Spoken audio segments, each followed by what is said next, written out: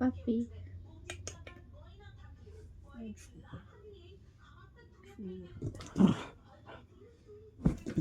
আচ্ছা একটুখানি বাবা আমাকে ধরেছে তো, কি হয়েছে? আমি তো তোমার, হ্যাঁ আমি তোমার।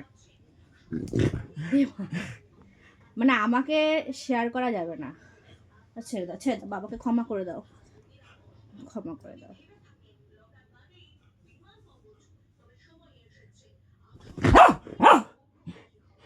এমনি ধরো আমারে, চলো বসো।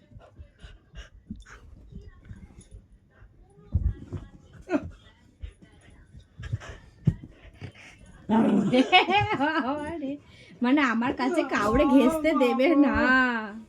ওর বাবার প্রতি প্রত্যেক দিন এই টর্চার গুলো চলে।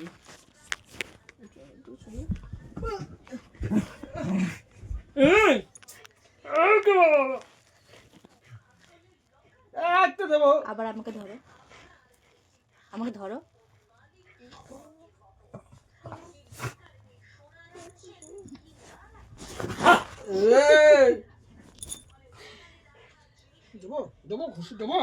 ওকে ছাড়ো, ছাড়ো, তুমি আমাকে বারবার ধরো।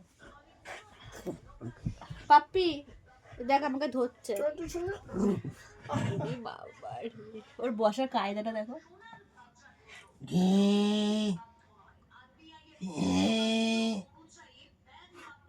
আবার আগে দিচ্ছে দিচ্ছে।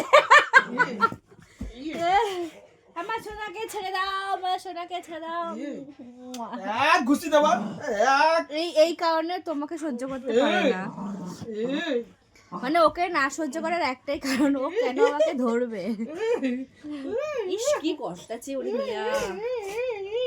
দেখ আবার পেটে শুশু দিও না, তো মুখ কই। এবার তো বাবা যদি আমাকে ধরে কি করবে দেখি, ধরো এবারে। ও তো উল্টায় রয়েছে, ধরো ধরো।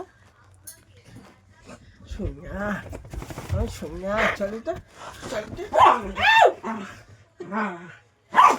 কি আছে? তুমি আবার চিৎকার করছো কেন? তুমি আবার বকছো কেন? কি আছে? ওকে বকতে দাও। চলো তো, চলো চলো। চলো নিয়ে যাবো, আমি নিয়ে যাবো। চলো তো, চলো চলো। ওর বাবাকে বকছে। তুই থাক, তুই থাক, আমরা যাই, চলো তো। ওর বাবার উপরে এই টর্চার গুলো চলতে থাকে। আমাকে একটু ধরতে আবার পারবে পায়ে না। কামড়ায়।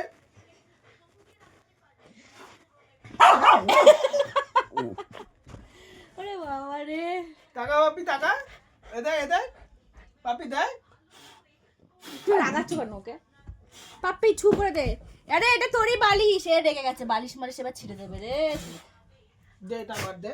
এ দাঁত খুলে চলে যাবে ওর। দে দাও দাও দাও।